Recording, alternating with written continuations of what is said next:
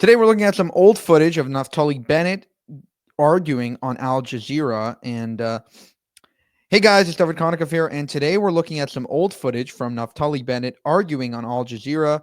And he puts on a great performance here. And everything that he's saying is pretty much applicable to now as well. Check it out. Mr. Bennet, thank you for your time today. We do appreciate it. You will have heard me speaking to the reporter there in Gaza, and perhaps you heard before me speaking to a lady living there telling us about the night she had. None of them expect this to get any better any soon. Do you agree? It's up to Hamas. As long as Hamas keeps it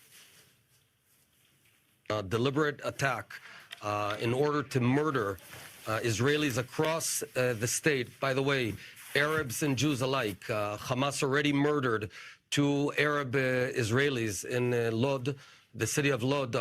Dad, 52 years old, and his daughter, Nadine, 16 years old, Israeli Arabs who were murdered. Right. A Holocaust survivor, 85 years old, was murdered by Hamas in her wheelchair. If Hamas thinks that they can get away with this, they're wrong. We'll hunt down every commander, every post until we win.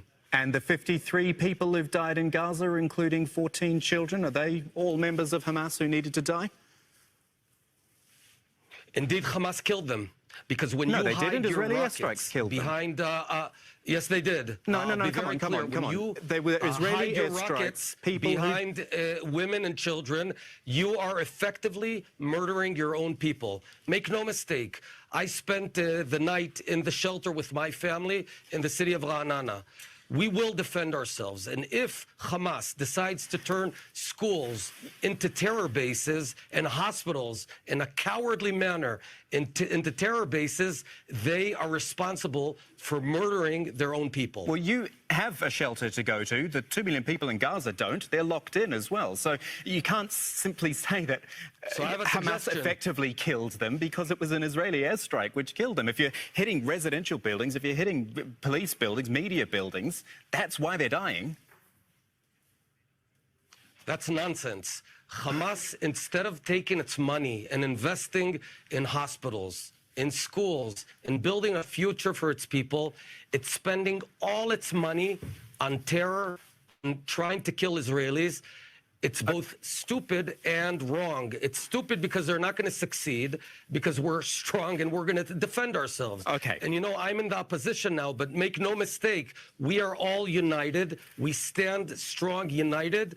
And there's one way for this to stop, for Hamas to lay down its arms, and then it'll stop. Okay, let's talk politics then, Mr. Bennet, because you are in a position to actually tell us about the political situation. All right, so that was the relevant part of the conversation. And I love the point that Bennet made about when you embed yourself in civilian populations and use your own citizens as essentially hostages, you are effectively killing your own citizens.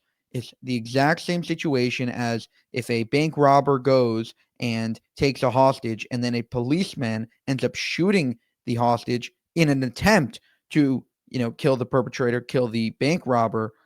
That bank robber is now responsible for the death of that innocent civilian that he took hostage. And Hamas is responsible for every single Gazan civilian that is killed, whether by an Israeli airstrike or, within the fighting in Gaza, because again, they're using their civilians as these human shields. For more, subscribe to the channel. If you want to help us make more of these videos, you can go to buymeacoffee.com/JewishUncensored. Thank you and have a good one.